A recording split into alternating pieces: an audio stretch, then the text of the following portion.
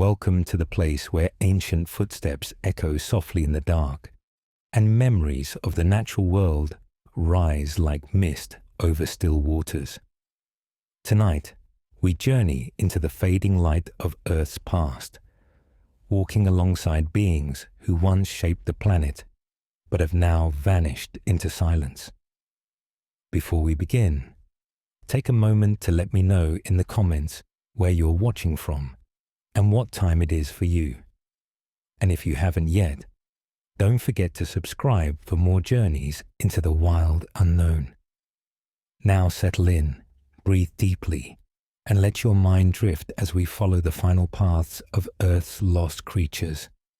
This is the final days of Earth's lost creatures. The world begins in a haze of golden heat. Cicadas hum through the thick summer air, their song rising and falling like the breath of the ancient forest. Dust hangs in the sunlight, suspended between towering eucalyptus trees whose thin leaves shimmer in waves of warm wind. We are in Australia, an Australia that no longer exists. This land, 40,000 years in the past, pulses with life both familiar and impossibly strange. Kangaroos bound through the grasslands, but they are larger than those of today, their silhouettes sharp against the horizon. Giant wombats, the size of cars, lumber near waterholes, disturbing flocks of prehistoric birds. Skies blaze with the cries of creatures long vanished from the human imagination. But somewhere in this shimmering wilderness, something else moves. Something silent. Something colossal. A shadow glides between the trees, long and low, hugging the ground with practiced stealth. A flicker of roughened scales catches the sun.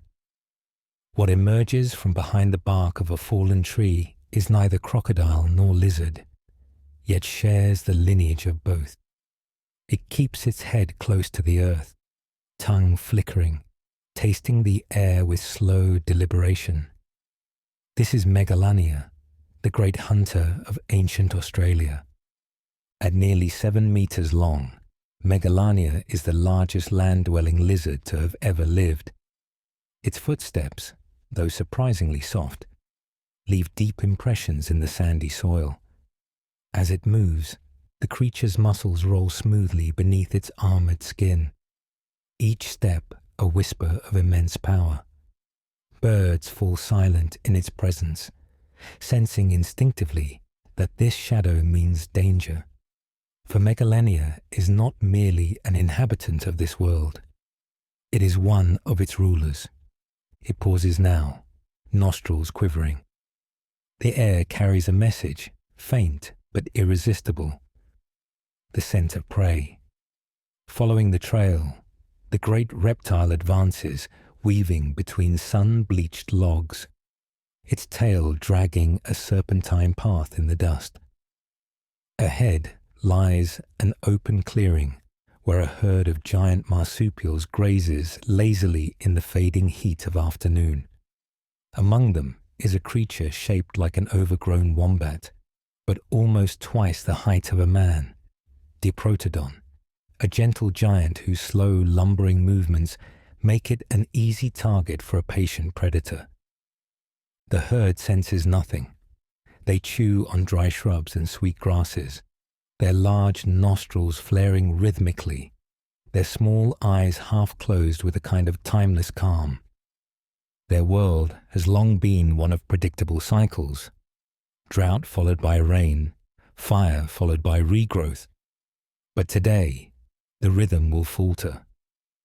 Megalania lowers its body closer to the ground, every scale pressed flat, every muscle tensed for the perfect moment.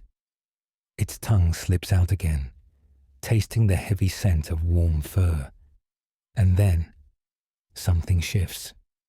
The wind changes direction. A Diprotodon lifts its head, ears twitching, but too late.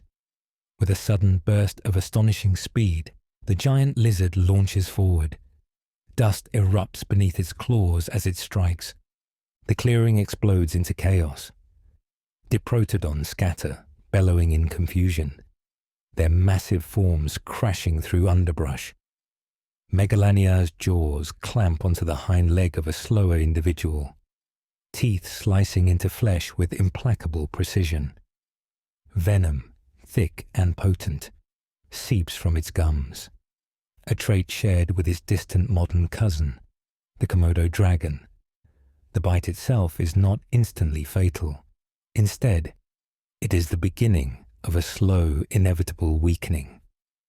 The prey struggles forward, dragging the predator behind it, but every step becomes more desperate, more unsteady, as the venom begins its silent work. Megalania does not need to chase. It simply waits, tongue tasting the air, patient as the land itself. An hour passes, then another. The sun dips low, painting the sky in deep orange and violet hues. Finally, the Diprotodon collapses, breathing heavily, its strength drained. Megalania approaches, deliberate and unhurried, to claim its prize. This cycle of hunt, wait, and feed has defined Megalania's existence for hundreds of thousands of years. But now, in these final centuries, something is changing. The land is growing drier. Fires burn hotter and more frequently, stripping forests bare. Prey species are dwindling, forced into new territories. And in the shadows, on the far edge of Megalania's domain, a new creature has arrived, one unlike any it has encountered before.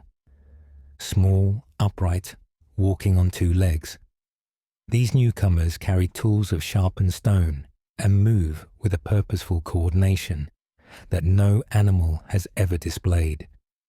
They gather around fires in the evenings, speaking in sounds both rhythmic and haunting. They are humans, recent arrivals on this ancient continent, and though they do not yet know it, their presence will alter the fate of every creature here, including the great lizard watching them from the dark. Megalania observes their camp from beneath a low branch, head slightly cocked. Firelight glints in its eyes. The smell rising from the human hearth is tempting, roasted flesh, rich with fat. But humans defend their meals with spears, stones, and unpredictable bursts of noise. Megalania withdraws, uncertain. For the first time in its long dominance, it senses something it has never known before: competition. The nights grow cooler as seasons pass. Waterholes shrink to hardened clay, and the interactions between humans and giant reptiles become more frequent, more dangerous. Some of the newcomers whisper stories of a monster that stalks silently in the darkness, a scaled phantom that leaves deep claw marks in the ground. They speak of companions who vanished during hunts, taken by something with jaws that could crush bone. Soon, fear begins to shape human movement across the land. And with fear comes strategy. Over generations, humans adapt. They drive prey animals away from the dense forests into open plains, denying Megalania its preferred hunting grounds. They burn patches of brush to limit hiding places. They create patterns of activity and sound that warn each other of the lizard's presence. And slowly, almost imperceptibly, the advantage shifts. Megalania, once a master of stealth and dominance, now finds itself navigating an increasingly empty landscape. Its prey grows scarce, its hiding places fewer. Hunger gnaws at the mighty predator more often than before, and when hunger grows, risks must be taken. One moonlit night, Megalania approaches a small human camp, drawn by the scent of freshly cooked meat. The air is still. The fire crackles softly in the center of the clearing. A group of humans sleeps beneath woven shelters, their chests rising and falling with slow breaths. Megalania inches closer, belly low, eyes locked on a dangling strip of meat left near the embers. A foolish mistake. or perhaps a trap. The lizard extends its neck, its jaws open, but before teeth meet flesh, a sudden shout erupts behind it. Humans burst from the dark, brandishing burning branches. Their cries shatter the silence. Startled, Megalania rears back, hissing, but the flames surge forward, pressing closer. Fire, something no creature, no matter how mighty, is prepared to fight. Pinned between humans and a wall of flame, Megalania turns, lunges toward escape, but a sharpened spear strikes its flank. Another grazes its tail. Pain erupts through its body. Limping, confused, it crashes into the brush and disappears into the night, leaving a trail of blood behind. Wounds become infected. Hunting becomes harder. And over time, a creature that once shaped the balance of an entire ecosystem begins to fade from it. Individuals vanish. First a few, then many. Their absence leaves a strange quiet in the forest they once dominated. At last, there comes a morning when the sun rises over the eucalyptus groves, lighting the land in soft gold. But no Megalania emerges from the shadows. No massive shape glides between the trees. No deep claw marks appear beside the waterholes. The silence feels heavy, unfamiliar. The great hunter is gone. Its disappearance is not marked by ceremony. No creature notices the final breath of the last Megalania, but the land feels altered, as if some ancient balance has shifted forever. Yet even as this titan fades into memory, another creature, gentler, smaller, and destined for a different kind of extinction, lives out its final days thousands of kilometers away, on islands rising from the turquoise seas of the Indian Ocean. Far across the ocean, where warm winds comb white sand beaches and palms sway gently like slow-moving dancers, lies an island untouched by the harsh competitions of the mainland world. The air here is soft, scented with salt and blooming flowers. Waves lap lazily at the shore, and the forest rises like a deep green wall, filled with the rustle of creatures that know no predators, no need for caution, no reason to fear the shadows. This is Mauritius, thousands of years before humans ever set foot upon it. A paradise, a sanctuary, a world built upon peace. In the dappled shade beneath a cluster of ebony trees, a plump grey bird waddles with an easy contentment that seems to match the rhythm of the island itself. Its feathers shine faintly in the sunlight, a soft mixture of slate and silver. Its wings, though small, flutter occasionally, not to lift it from the ground, but to express mood, intention, curiosity. Its beak curves like a polished hook, perfect for cracking fallen fruits. Its steps are deliberate, unhurried. This is the dodo. Contrary to later depictions, the dodo is graceful in its own way. Built for a life without danger, without haste. It dips its head to nudge aside a thick leaf, revealing a bright yellow fruit underneath. With a low coo, it picks it up, crushing it gently between its beak, juices dribbling down in a sticky trail. Nearby, another dodo lifts its head, drawn by the scent of the meal, and soon a small group gathers, sharing the bounty without conflict. Their calls are soft, melodious, their world peaceful. Above them, giant fruit bats wheel lazily in the sky, wings casting fleeting shadows on the forest floor. Lizards bask on sun-warmed stones, and bright-colored snails cling to mossy bark. Everything grows here, lush, vibrant, unrestrained, because nothing stands in opposition to it. For thousands of years, Mauritius has been a cradle of safety, and the dodo, living free from predators, thrives in ways the creatures of harsher lands cannot imagine. Nestled under low branches, a nest holds 2 large eggs, speckled and warm.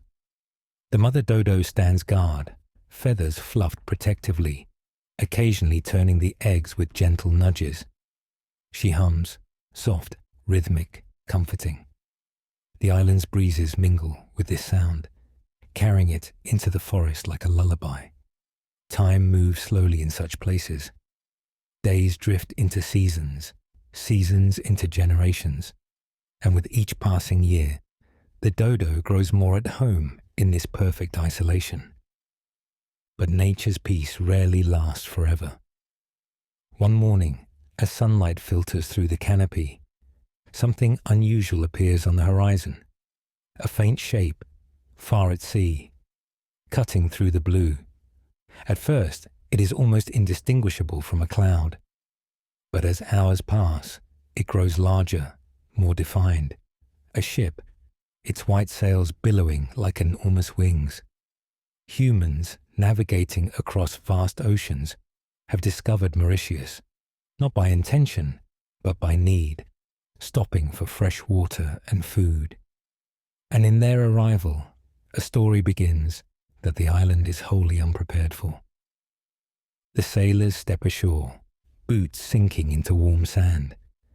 They marvel at the vibrant colors of the jungle, at the abundance of fruit and fresh water. And then they see the dodo. It stands a short distance away, head cocked in innocent curiosity, unafraid. The sailors laugh softly, astonished by the bird's boldness. The dodo waddles closer, blinking. To it, these strange new beings pose no threat. How could they? Nothing on this island ever has. A sailor reaches out with an outstretched hand. The dodo pecks at a shiny button on his sleeve, mistaking it for a berry. Laughter erupts. Someone offers the bird a piece of dried fruit from their pack. The dodo accepts it readily, swallowing with delight. In these first moments, there is no violence, no danger, only novelty, only wonder. But human presence brings more than curiosity. Rats scurry down the ropes of the ship, as they always do, eager to explore new territory. Domesticated pigs, goats, and monkeys follow in later voyages, introduced by settlers for survival and convenience. On an island where native creatures know no enemies, these newcomers change everything.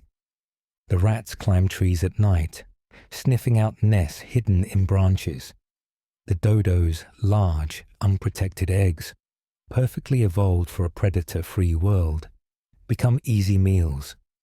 One nest is found, then another. Eggs crack beneath tiny claws.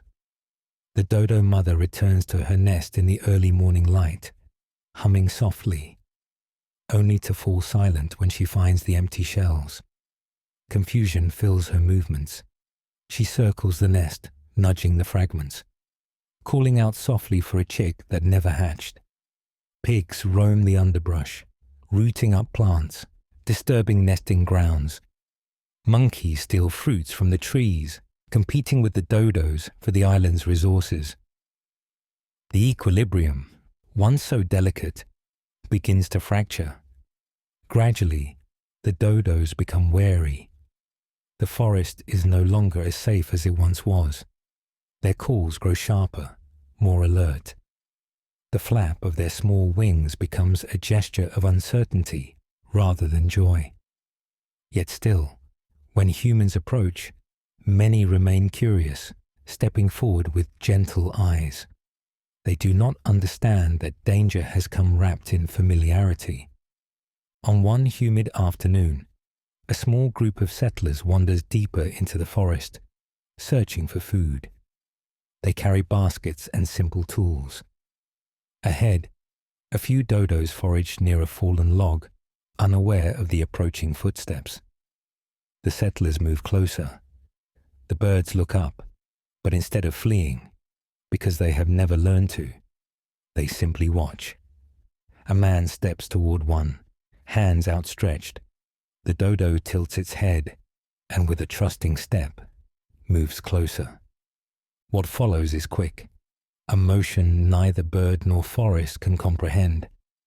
The humans have discovered that the dodo, though gentle and harmless, is also slow, easy to capture, easy to kill. And from that moment, the seed of extinction is planted. Yet the greatest tragedy is not the hunting. It is the unraveling of an entire ecological web. Trees that once relied on the dodo to ingest and disperse their seeds now fail to germinate. Fruits fall and lie untouched. The forest's rhythm, so steady for thousands of years, falters. The dodo, unaware of the depth of this shift, continues its life as best it can, gathering food, laying eggs, humming gently to its young. But each year, fewer chicks hatch. Each year, more nests are raided. The once lively forests grow quieter, emptier. Solitary dodos wander through shrinking habitats, calling out for others, their voices echoing unanswered through the trees. At last, there comes a morning when the forest floor holds no fresh tracks. No nests lie hidden under curved roots.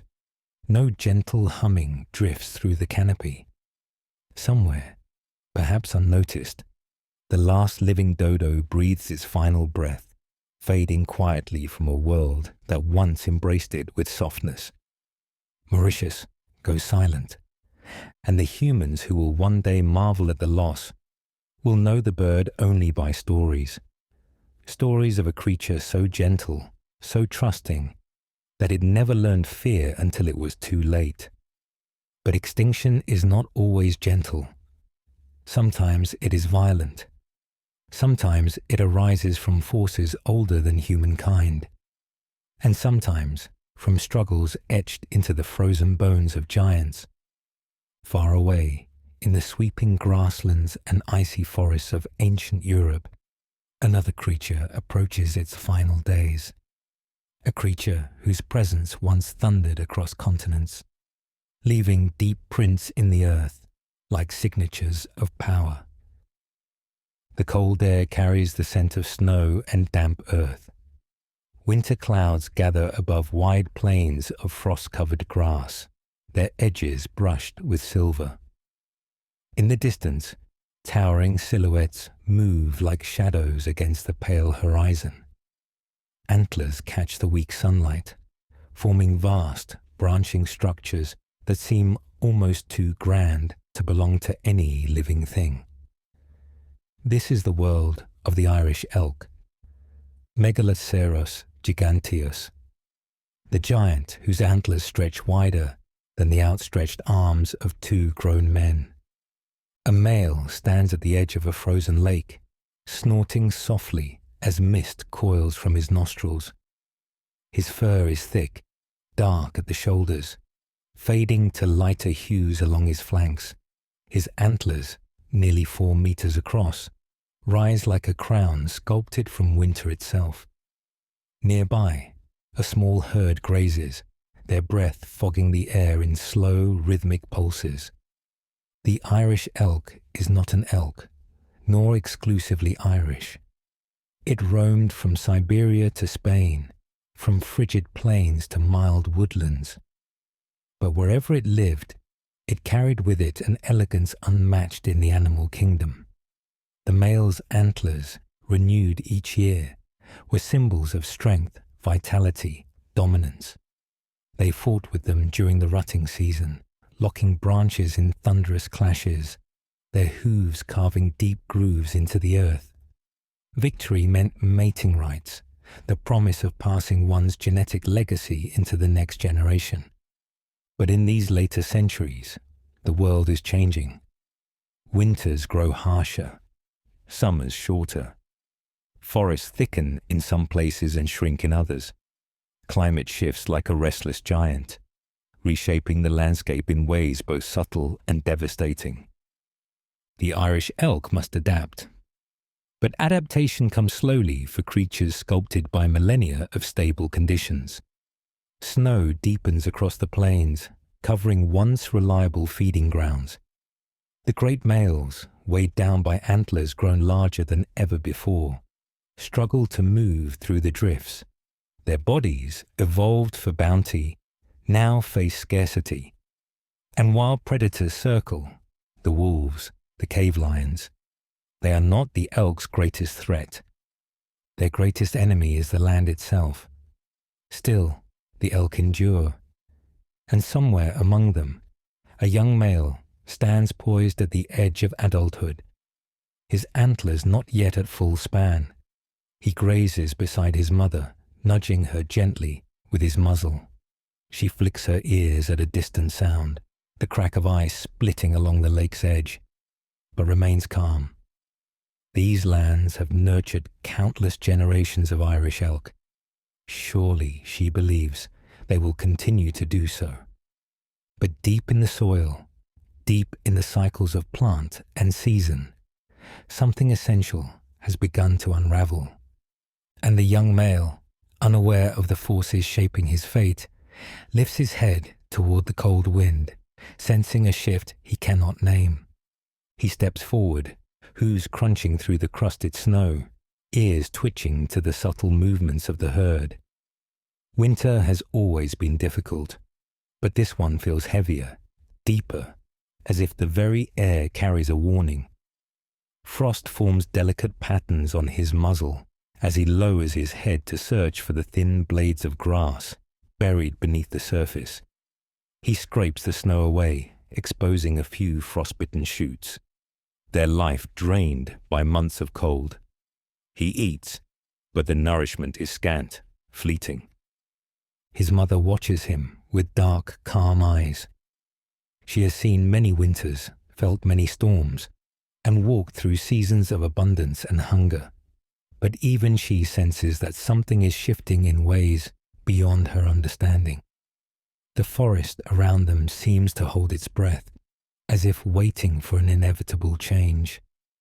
A distant howl rises across the icy plains, sweeping over the snow like wind through hollow bones. The young male lifts his head sharply. Wolves, not uncommon, but in these lean years their boldness grows. Hunger sharpens their instincts. The herd responds with slow movement, gathering closer, forming a loose circle in the open. Safety is found in the presence of many. The wolves appear as distant shapes at first, grey figures flickering among the trees. They move with purpose, weaving through shadows, noses lifted to catch the scents carried by the cold wind. They know the elk are weakened. They can sense it in the very rhythm of the land. A predator needs no map when hunger is its guide. But the Irish elk are not defenseless. The great male of the herd, a veteran with antlers that sweep outward like the branches of an ancient oak, steps forward. His presence is a warning. He snorts, pawing at the frozen ground. His breath rises in white clouds, a fog of authority. Even wolves hesitate before such a display. For now, the pack keeps its distance. The young male stays near his mother, feeling a tension in the herd that sets his muscles trembling.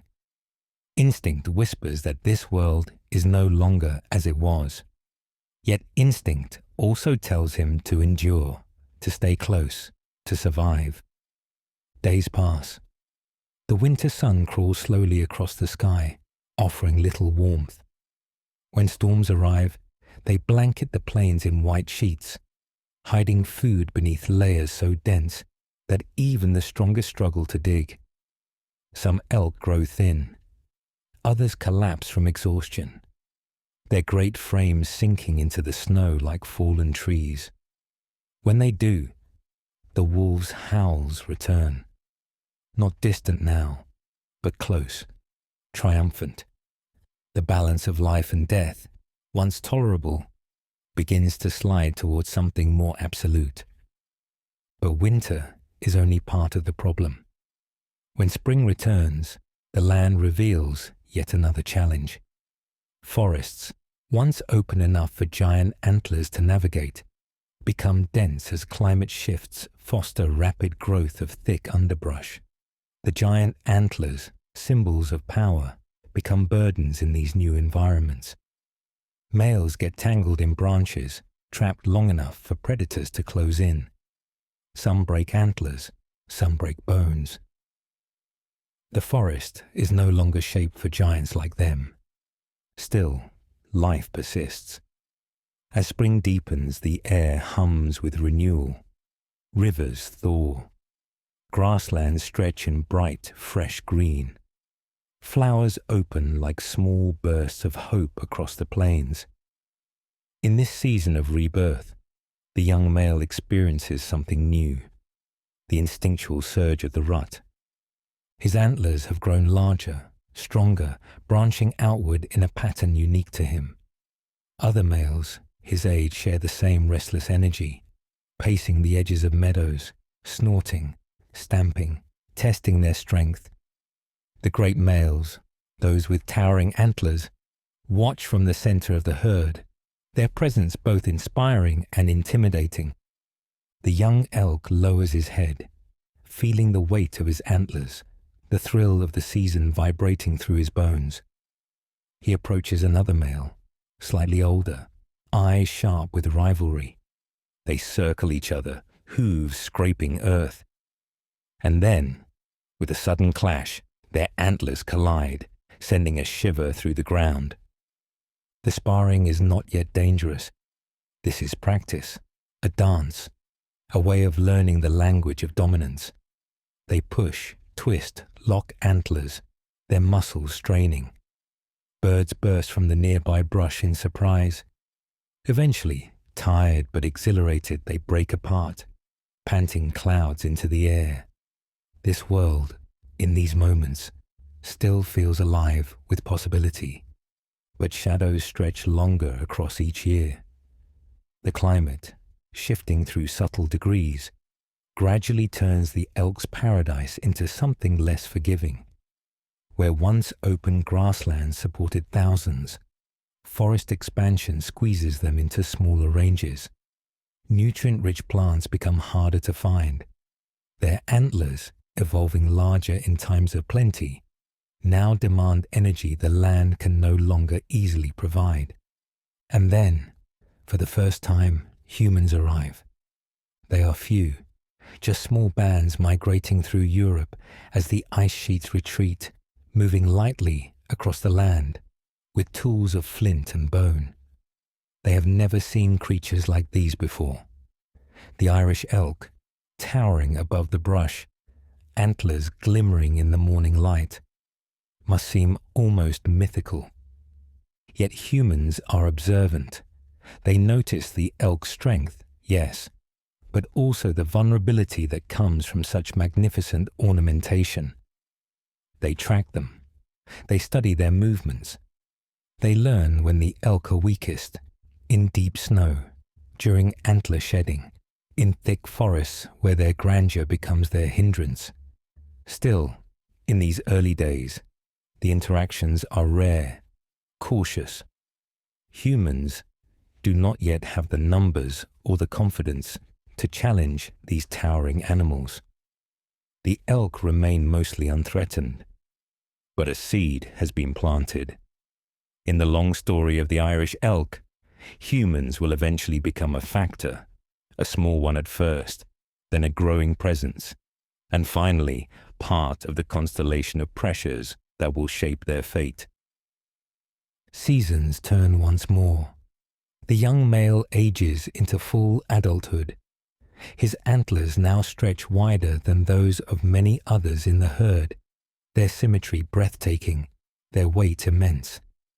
He stands at the peak of his strength, commanding admiration from females and caution from rivals. During the rut, he challenges the reigning male. Their clash is thunderous. Antlers crashing, muscles bulging, hooves tearing up the ground. Birds flee the nearby trees. The herd watches, breathless. The young male pushes forward, again and again. His antlers lock perfectly, giving him leverage. With one final heave, he forces the older male back, unbalancing him.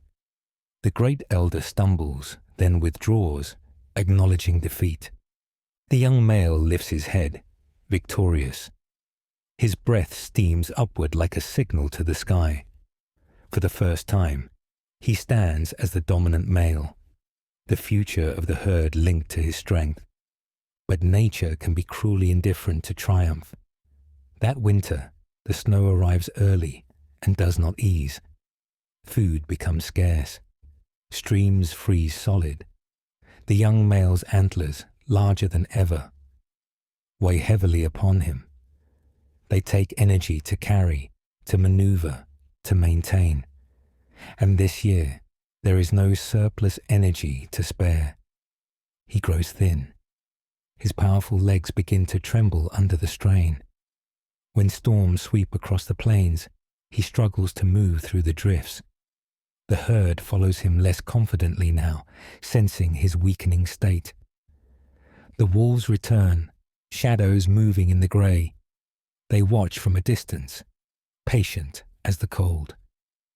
One night, as winds howl across the barren landscape, the young male collapses beside a grove of leafless birch trees.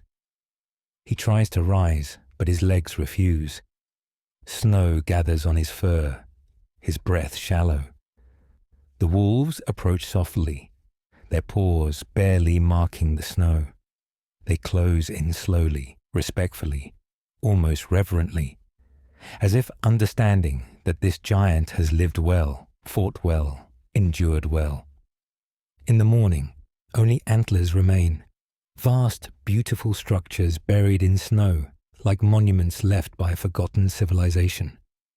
And across Europe, this scene repeats in countless variations, until the Irish elk disappears from the continent entirely.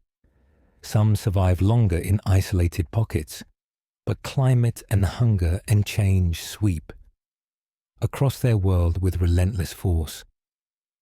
At last, the forests grow quiet again. No massive silhouettes move among the trees. No thunderous clashes of antlers echo across the plains.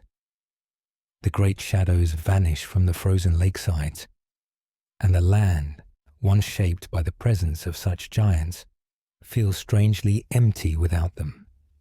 But the story of extinction does not end here.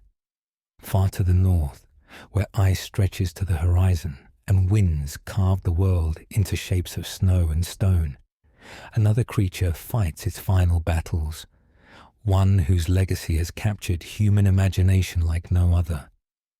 The mammoth, majestic, massive, wrapped in long fur that ripples in the Arctic wind, steps forward into the twilight of its existence. The mammoth's final days begin here, in the icy breath of a world nearing its end for giants. The wind sweeps across the open tundra, dragging long ribbons of snow into twisting spirals that dance briefly before dissolving into the white horizon.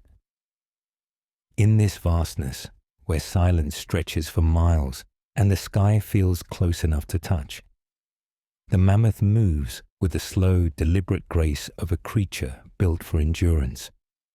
Its long, shaggy coat ripples with every step, layers of fur shielding it from the brutal cold that defines this world. Beneath its thick hide, a layer of insulating fat keeps warmth trapped close to the body, an adaptation honed over hundreds of thousands of years. Its curved tusks, each longer than a tall man is wide, arc forward in sweeping crescents, gleaming faintly in the pale afternoon light. These tusks are tools, weapons, symbols of age and status. They scrape snow from frozen grasses, break through ice to reach buried vegetation, ward off predators, and settle disputes within the herd. The mammoth's trunk curls and uncurls in steady rhythm, breathing clouds of warm air that drift upward like smoke. Nearby, the herd moves together in a loose formation across the plains. Adults flank the edges, forming a protective circle around the younger calves. Small, fuzzy bundles that stumble through the snow with clumsy eagerness. Their trumpeting calls echo faintly through the air, muffled by the vast expanse. The matriarch leads them, older than all others, her tusks heavy with memory. She remembers a world colder still, when glaciers carved mountains of ice and woolly rhinoceroses roamed alongside them. She remembers migrations that lasted months, journeys across frozen rivers and through valleys ringed by towering ice walls. Her knowledge is the key to survival, but this world is changing. The air is fickle now, warming in unpredictable patterns. Summers stretch longer, winters arrive later. Grasslands shrink, replaced by shrubs, trees, and wetlands unsuited to the mammoth's tundra-adapted life. Their historic migration routes become harder to traverse, rivers swelling with meltwater, forests closing in where once only open plains existed. The cold they once thrived in begins to retreat, pulling away like a tide. Yet still, they move. Still, they search for food buried beneath snow, for patches of hardy grass that cling to existence in the shifting climate. The mammoths do not understand why the world is different, only that it is. As the herd marches onward, snow crunching beneath their immense weight, a young female lingers near the back, glancing nervously at the dark ridge of mountains silhouetted against the sky. Something troubles her. Her steps are uneven, hesitant. Her mother nudges her forward gently, urging her to stay close. But the young female's ears remain tilted toward the ridge, catching faint whispers of movement. Wolves. Unlike the wolves that stalk the Irish elk, these Arctic wolves move in near silence across the snow, their white fur blending perfectly with the landscape. They are skilled hunters, patient and intelligent, capable of reading the herd's weaknesses with uncanny precision. The matriarch senses them too. She issues a low rumble, a warning. The herd tightens. Calves shuffle inward. Adults stamp their feet, forming walls of muscle and tusk. The wolves appear in a sweeping arc, their eyes glinting like chips of ice. Yet even predators think twice before challenging mammoths. They hang back, testing, evaluating. A mammoth in prime health is nearly untouchable. A calf, however. The young female calf stumbles again, knee sinking into a hidden patch of soft snow.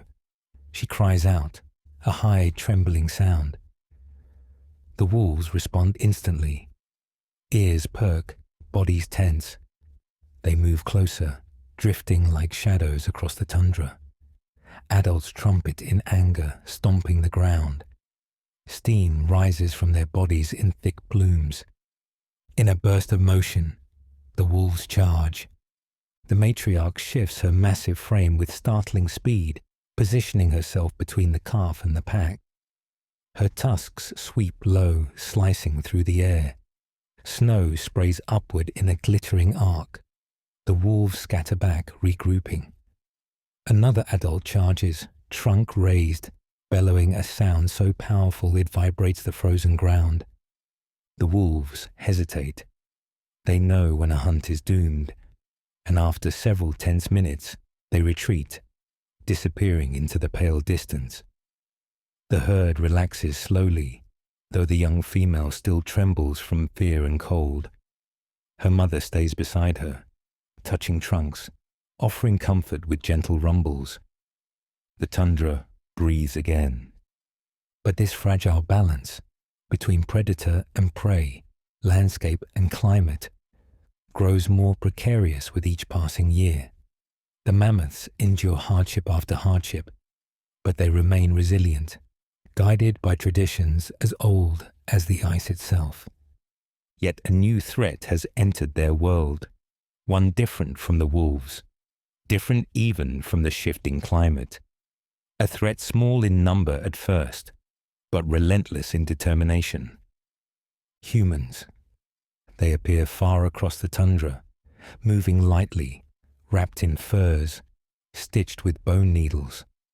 They carry stone-tipped spears, bows of flexible wood, and blades chipped from flint with astonishing precision. They travel in groups, family units of hunters who understand the land's subtleties deeply. The mammoths do not yet recognize these peculiar beings as danger. Humans are small. Their steps barely mark the snow. Their movements are deliberate, cautious. But humans watch with intelligence unmatched by any predator before them. When the herd moves, humans shadow them from a distance, noting patterns, observing weaknesses. They see which calves tire easily. They track the older mammoths whose pace slows. They learn the routes the herd takes to reach rivers, valleys, and sheltered cliffsides during storms. And slowly, humans begin to test their skill.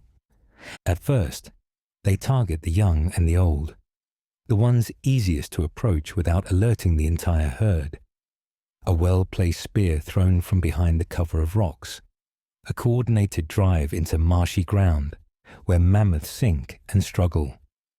A sudden assault during the chaos of a storm when trumpeting is swallowed by wind. The mammoths respond with confusion, trumpeting, stamping, shifting in tight circles to protect their young. The matriarch learns to recognize the shape of humans on the horizon. She avoids valleys where echoes mask danger. She alters migration routes when scents unfamiliar to the tundra linger in the air. But the humans, too, adapt. With each season, they refine their tactics. What starts as occasional hunts becomes systematic. It must be. For humans depend on mammoth meat, bone, hide, and sinew for their survival. Still, mammoths are not pushed to the brink solely by humans. The world itself is turning against them. As temperatures rise, forests creep northward. Shrubs replace grasses. Wetlands expand. The tundra, the mammoth's home for millennia, shrinks to scattered fragments like islands in a warming sea. Food becomes scarcer. Calves struggle to grow. Adults burn more energy searching for sustenance. Yet in a few places, isolated refuges remain, pockets of cold preserved by quirks of geography. One such refuge lies far north, where icy winds still sweep unchallenged across rolling plains. It is here that one of the last surviving herds endures, far removed from human hunters, protected by distance and climate. On this secluded island of cold, the mammoths shrink slightly over generations, a natural response to limited resources. These mammoths, smaller but still woolly and magnificent, live on for thousands of years after their mainland relatives vanish. Their calls echo across the sea, unseen by human eyes. They drink from icy lakes, graze on tundra grass, and raise calves under the pale light of endless winters. But even here, time is relentless. The sea levels rise as ice melts across the globe. Storms intensify. Fresh water sources become tainted with salt. Food dwindles. The small population, already vulnerable, grows too small to sustain genetic diversity. Birth defects appear. Calves weaken. Adults strain to find enough nourishment. One cold morning, the last known mammoth, a solitary female, walks slowly to the edge of a frozen shoreline. She is thin, her once thick coat patchy. She lifts her trunk, smelling the wind, searching for others of her kind. But the world answers only with the sound of waves breaking on ice. She takes a few more steps, her footprints forming a lonely trail across the snow. She pauses, as if listening for a call she remembers but can no longer hear. And then She continues forward into the white silence. When she finally lies down, the sky above her is clear, a deep blue, untouched by cloud. The wind quiets.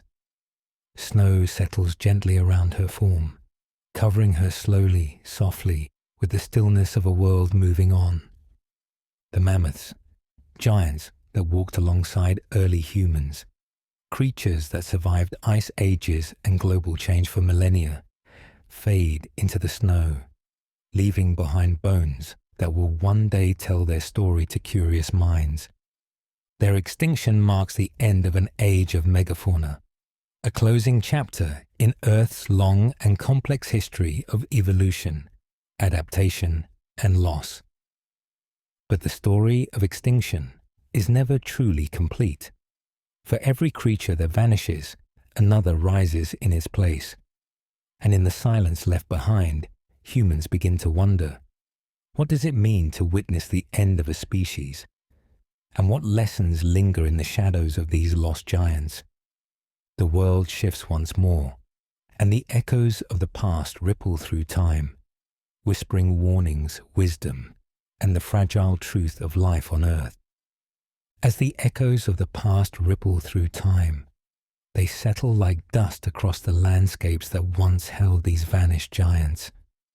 The world today is carved by their absence, shaped not only by what lived, but by what was lost. The mammoths, the Irish elk, the dodos, the towering Megalania, each left behind an imprint far deeper than footprints in snow or sand. Their stories linger in the soil, in the forests, in the memory of evolution itself. And though they are gone, the earth still carries whispers of their presence. Deep beneath the frozen ground of Siberia, an ancient layer of permafrost locks away remnants of the ice age, tusks, bones, strands of hair preserved in cold that never melts. Here, silence reigns. The air is still, crisp, almost untouched by time. A thin curtain of fog drifts across the tundra, clinging to the land like a ghost of winter. The ground beneath this frost holds millions of years of secrets, waiting patiently for discovery. A sudden crack splits the air as a section of permafrost gives way, melting slightly in the warmth of a shifting climate. From the newly exposed earth, the curved shape of a mammoth tusk emerges, glistening with frost crystals. It lies half buried, as though reaching toward the world it once belonged to. Tiny ice particles cling to the ancient ivory, sparkling in the pale light. For thousands of years this tusk has been asleep, undisturbed, preserved in silence. Nearby, a lone Arctic fox approaches, its white fur blending seamlessly with the world around it. It sniffs cautiously, unsure what to make of this strange, ancient scent. The tusk carries stories the fox cannot know, stories of mammoths marching across frozen plains, trumpeting into the cold air, raising calves beneath swirling snow. But the fox only senses the faint musk of long-dead life, something unfamiliar yet strangely comforting. As the fox trots away, its paws leave delicate prints beside the heavy impression of the tusk. For a moment, those two tracks, one tiny and modern, one ancient and colossal, share the same ground. A meeting of worlds that never had the chance to coexist. Far away, on a distant island where ebony forests once echoed with the cooing of dodos, a quiet rain falls. The water drips through thick canopy leaves, pattering on the forest floor. Where dodos once wandered, the ground is now littered with seeds that struggle to germinate. Seeds that once relied on a gentle bird to eat them, digest them, and scatter them through the forest. Without the dodo, some trees have grown scarce, their numbers dwindling with each generation. A single ebony tree stands tall in the center of the clearing, its bark dark and smooth. Its roots twist among the rocks, steady and strong, as if refusing to forget the world that once nurtured it. A fruit drops from its branches, landing softly on the damp soil. No bird arrives to eat it. No creature comes to spread its seeds. The fruit lies still, eventually rotting into the earth. In this silence, the echo of the dodo lingers, not as a sound, but as an absence. Extinction leaves behind more than empty spaces. It threads through ecosystems like pulled stitches, unraveling connections, altering futures. The loss of a predator changes prey. The loss of prey changes everything. The disappearance of a seed carrier transforms forests. And sometimes, the absence of a single creature can reshape an entire island, an entire continent, an entire world. The earth adjusts because it must, but it never returns to what it was. Beneath the shade of a dense European forest, where the Irish elk once locked antlers in thunderous displays of strength, deer now roam, smaller, quieter, more adapted to thick brush and tangled undergrowth. They step carefully through the ferns, twitching their ears at every sound. Their antlers, though beautiful, are modest compared to the sprawling crowns of their ancient relatives. They fit through the forest with ease. They thrive where giants once struggled. Yet in the soft earth beneath the forest floor lie the fossilized remains of those great antlers, massive branching structures that speak of a time when open plains stretched across this land. Times change, the earth shifts, and the creatures change with it, or fade into memory. Across the Australian outback, where Megalania once moved like a living shadow between the eucalyptus trees, the land is now ruled by smaller dragons, monitor lizards that patrol the sun-baked earth with quick, precise movements. They are fierce, efficient hunters, descendants of ancient titans. But nowhere does the ground shake beneath the stride of a 7-meter giant. The silence left behind by Megalania is filled with the rustle of dry grasses, with the scurry of marsupials, with the hum of insects that have repopulated spaces once dominated by megafauna. Even the wind carries their absence. And in the hidden corners of the world, where humans store their collected bones, fossils, drawings, and memories, the stories of these lost creatures take new forms. A museum lies quiet in the late evening light, long after visitors have left. The hall of extinct animals is dim, illuminated only by soft spotlights that shine upon ancient skeletons. A mammoth stands frozen in towering stillness, tusks sweeping outward like a wave frozen in time. Nearby, the skeleton of an Irish elk stretches its enormous antlers toward the ceiling, casting shadows like the wings of a great bird. A glass case holds the reconstructed bones of a dodo, feathered with imagination, and the fragments of early explorers' sketches. Another displays the angular skull of a prehistoric dragon, Megalania, its jaws still open in a silent snarl. The museum is still, but not empty. It hums with the quiet presence of untold stories. Somewhere in the distance, a janitor sweeps the floor. His footsteps echo softly through the hall. He pauses by the mammoth skeleton, glancing up at the curve of its tusks. He imagines it covered in fur, moving through snow so deep it swallowed whole shrubs. He imagines the herd, the calves, the trumpets rising into icy air. For a moment, the skeleton seems almost alive, its ancient spirit lingering in the space between what was and what remains. Extinction is often framed as an ending, but in truth, it is also a beginning. Each creature lost leaves behind lessons, warnings carved into the fossil record, messages etched in bone, written in DNA, preserved in the absence that follows. They are reminders of Earth's fragility, of the delicate balance between life and environment, of the consequences that ripple outward from the smallest shift. As the world warms once more, this time because of humans, the echoes grow louder. The melting permafrost reveals the faces of mammoths not seen for 10,000 years. Their hair still soft, their skin still tinged with the cold of a world that no longer exists. Scientists remove samples carefully, lifting strands of ancient DNA into the modern age. What once lay silent is being read again, reawakened through genetic code. Some dream of returning these creatures to life, reviving mammoths to roam the tundra once more.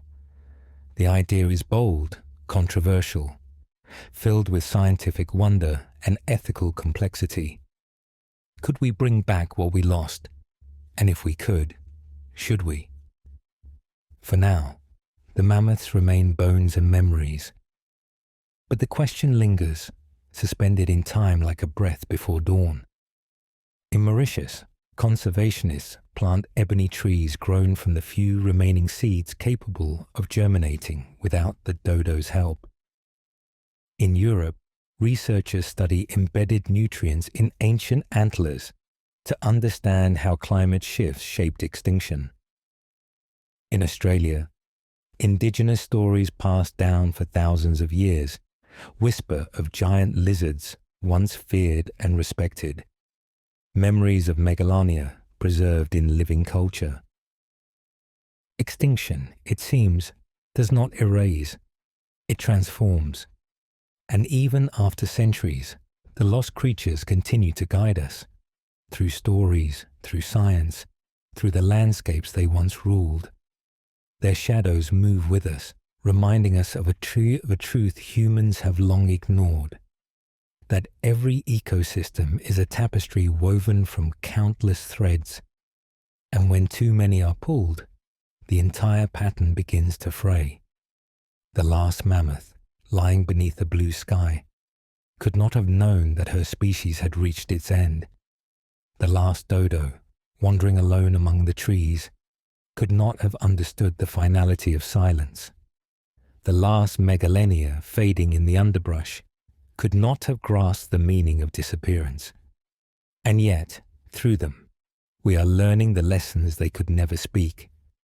And so, as the night deepens and the world outside your window softens into quiet, the stories of Earth's lost creatures settle gently around us. Their footsteps fade into the distance, their silhouettes dissolve into memory, yet their presence lingers, felt in the forests that still breathe, the oceans that still move, the skies that still open above us. They remind us that every life leaves a trace, every species shapes the land it touches, and every extinction carries a lesson forward into the future. In the hush between now and morning, imagine the mammoth's slow, resonant stride across snow, the Irish elk lifting its crown of antlers toward the cold sun, the dodo wandering peacefully beneath warm island trees, the Megalania gliding like a shadow beneath the ancient Australian sky. Their worlds may have ended, but their stories still walk beside us, illuminating the delicate balance we share with all living things. Tonight, the earth is quiet enough to hear those echoes. They drift like soft waves through the dark, reminders of beauty that once shaped the land and may one day shape it again. As you close your eyes, the past unfolds softly around you, not as a warning, but as a gentle invitation to dream, to reflect, to care, and to listen. For in every whisper of wind, in every rustle of leaves, life speaks and asks only to be heard. Thank you for journeying through time with me, through forests long vanished and snowfields forever changed. wherever you are in the world, whatever the hour may be. I hope these stories brought you calm, wonder, and a sense of connection to the wild rhythms of our planet. Rest now. Let the ancient world cradle your thoughts as you drift into sleep. Good night, dreamer, and may your wild dreams carry you gently till morning.